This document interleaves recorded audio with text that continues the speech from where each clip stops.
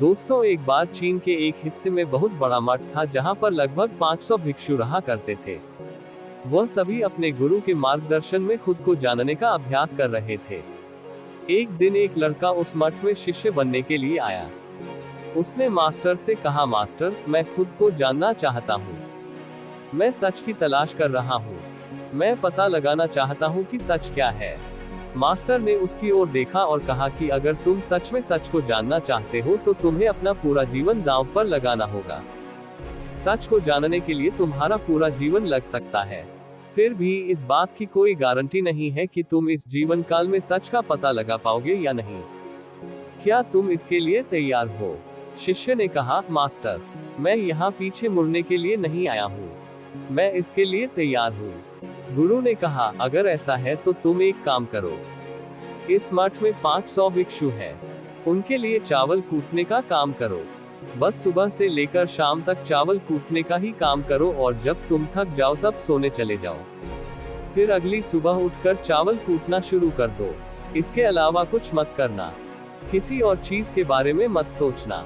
बस इस रास्ते पर चलते रहना और दोबारा मेरे पास मत आना। जरूरत पड़ने पर मैं खुद तुम्हारे पास आऊंगा। उस लड़के ने गुरु के आदेश का पालन करते हुए चावल कूटना शुरू कर दिया। उस मठ में 500 शिष्य थे। उन सभी को समय समय पर भोजन की आवश्यकता पड़ती थी, इसलिए वह सुबह जल्दी उठ जाता था और रात देर तक चावल कूटता रहता था। जब वह थक जाता तो उसी कमरे में सो जाता था जहां वह चावल को कूटता था। वह किसी से कोई बात नहीं करता था और न ही कोई उससे बात करने के लिए उसके पास आता था। कुछ ही महीनों तक चावल कूटते हुए उसके मन में पुराने विचार आते रहे, लेकिन उन विचारों को कोई नया विषय नहीं मिला तो अपने आप मिट गए। धीरे धीरे उसके मन के विचार कम होने लगे। कुछ सालों के बाद तो अपना नाम तक भूल गया। वह हमेशा चुप रहता और विचारहीन अवस्था में बस चावल कूटता रहता। उसने न तो कभी ध्यान किया था और न कभी शास्त्र पढ़ा था। मठ के बाकी शिष्य उसे मूर्ख समझते थे। ऐसा करते हुए उसे 12 साल बीत गए। 12 साल बाद एक दिन मास्टर ने घोषणा की कि अब मेरा आखिरी समय आ रहा है और मुझे अपना उत्तराधिकारी चुनना है, जो मेरे बाद मठ का मुखिया होगा।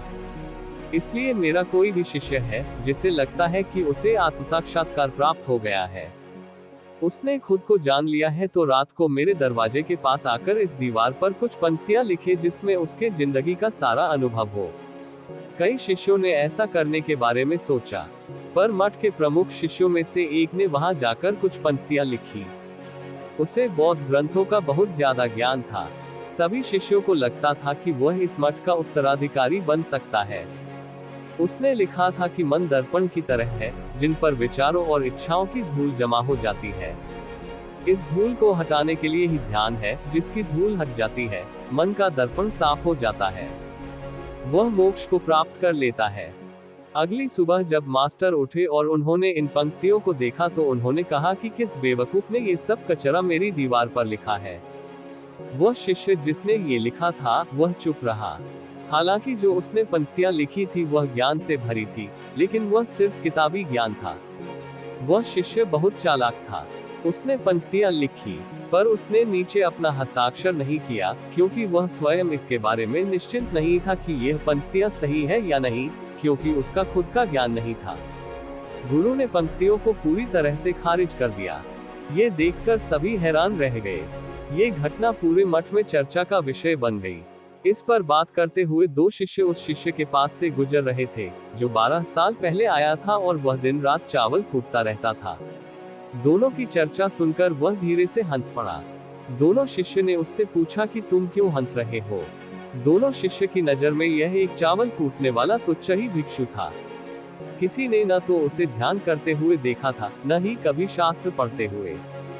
हर कोई उसे मूर्ख समझता था जो बस केवल चावल ही कूटना जानता था। उस मठ में बहुत बड़े बड़े विद्वान थे, लेकिन उस चावल कूटने वाले को किसी से कोई मतलब नहीं था। इसलिए वह दोनों उस शिष्य को मुस्कुराता हुआ देखकर चकित रह गए। उन्होंने फिर उससे पूछा कि तुम हंस क्यों रहे हो? उसने जवाब दिया कि मैं इसलिए हंसा, मास्टर सही बोल रहे हैं। ये सब पंक्तियां कचरा है। इन पंक्तियों का कोई मूल्य नहीं है। वो दोनों शिष्य चौंक गए। उन्होंने उससे पूछा, क्या तुम ऐसी पंक्तियां लिख सकते हो जो इनसे भी बेहतर हो? चावल पीसने वाला व्यक्ति जवाब देता है, नहीं, मैं ऐसी पंक्तियां लिख नहीं सकता हूँ, क्योंकि मैं अनपढ़ हूँ। लेकिन हाँ, मैं कुछ पंक्तियां कह सकता हूँ। अगर उन पंक्तियों को तुम लिख सकते हो तो मैं तुम्हारे साथ जाने के लिए तैयार हूँ। उन दोनों शिष्यों ने कहा, ठीक है। वे मास्टर के कमरे के पास गए और चावल कूटने वाले व्यक्ति ने कुछ पंक्तियां बोली और दूसरे शिष्य ने उस दीवार पर लिख दिया। उन पंक्तियों के नीचे लिख दिया कि चावल कूटने वाला। उन्हें लगा कि मास्टर इस पर गुस्सा करेंगे। जो पंक्तियां उसने लिखने के लिए कहा था बहुत ही अद्भुत थे और वह पंक्तियां थी, मन तो बस एक भ्रम है, न तो मन है, न ही मन का कोई दर्पण है, और जब मन ही नहीं है तो धूल कहाँ ठहरेगी। जो ये जानता है वह सच को जान गया। जब गुरु ने ये पंक्ति देखी तो वे आधी रात को उठे और चावल कूटने वाले व्यक्ति के पास गए। वह सो रहा था। मास्टर ने उसे जगाया और कहा कि यह लो, मेरी छड़ी और मेरे वस्त्र ले लो। आज से ही तुम मेरे उत्तराधिकारी हो, लेकिन इस मठ को छोड़कर कहीं दूर चले जाओ, क्योंकि इस मठ में बहुत सारे विद्वान हैं जो खुद को तुमसे ज्यादा श्रेष्ठ मानते हैं और वह तुम्हें मार देंगे। वह इस बात को बर्दाश्त नहीं कर सकते कि एक साधारण सा चावल कूटने वाला व्यक्ति उनसे ज्यादा विद्वान है। तुम्हें वह सारा ज्ञान हो गया है जो मुझे है। तुम्हें ये सारा ज्ञान चावल कूटते हुए हुआ है और मुझे पता है कि तुम जहाँ भी जाओगे लोग तुम्हारे पास आने लगेंगे, क्योंकि जब कोई फूल खिलता है तो उसकी महक हर तरफ फैलने लगती है। उसने अपने गुरु के पैर छुए और रात को ही वहां से चला गया। दोस्तों, अगर आप अपनी जिंदगी में देख पाएंगे तो बहुत से लोग सोचते हैं कि ध्यान केवल एक ही जगह पर बैठकर आंखें बंद करके ही किया जा सकता है, लेकिन हकीकत में ऐसा नहीं है। ध्यान तो चलते चलते भी किया जा सकता है। अपना कुछ काम करते हुए भी ध्यान किया जा सकता है। असल में ध्यान का मतलब यह है कि आप जो भी काम कर रहे हैं उसे अपनी शिद्दत से करें। आपको आपके शरीर का भी ख्याल न रहे, बिल्कुल उस चावल पीसने वाले की तरह जो चावल कूटने में इतना मग्न हो गया कि उसको खुद का ही ख्याल नहीं रहा। उसने चावल कूटते हुए ही जीवन का ढेर सारा अनुभव प्राप्त कर लिया था। हर वर्तमान समय में रहना और कुछ नहीं सोचना। मन तब तक है जब तक विचार है। जब विचार ही नहीं रहेंगे तो मन भी गायब हो जाएगा। जब मन नहीं रहेगा तभी तुम अपने आप को अच्छे से जान पाओगे। असल में हमें अपने वास्तविक रूप को जानने के लिए कोई अन्य साधना करने की आवश्यकता नहीं है। हम जो भी कर रहे हैं बस उसमें ही पूरी तरह से खो जाने की जरूरत है, और अपने काम में इस तरह से लीन हो जाओ कि आपका हर काम ध्यान बन जाए। दोस्तों, अगर आपको यह वीडियो पसंद आए तो इस वीडियो को अपने दोस्तों और परिवार के साथ जरूर शेयर करें। अगर आप चैनल पर नए हैं और अभी तक आपने इस चैनल को सब्सक्राइब नहीं किया है तो चैनल को सब्सक्राइब जरूर करें।